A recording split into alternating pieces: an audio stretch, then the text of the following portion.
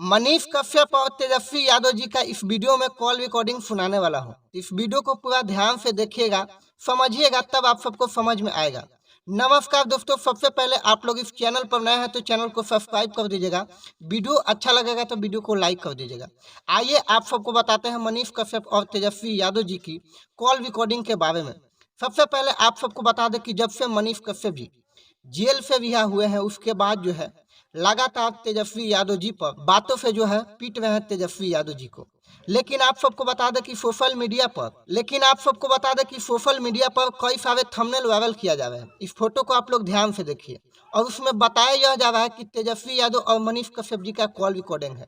कुछ call recording जो है फेक है और कुछ कॉल रिकॉर्डिंग में मनीष कश्यप जी का आवाज़ है, लेकिन वह भी बहुत पुराना कॉल रिकॉर्डिंग है। तो आप सबको बता दें कि जितने भी कॉल रिकॉर्डिंग आप लोग यूट्यूब या फेसबुक पर सुन रहे हैं वह बिल्कुल ही फेक है। अभी तक कोई भी ऐसा मनीष कश्यप या तेजस्वी यादव जी से बात करते हुए कॉल रिकॉर्डिंग नहीं हुआ है और मनीष कश्यप जी अभी तक तेजस्वी यादव जी से फ़ोन पर कभी भी बात नहीं किए हैं।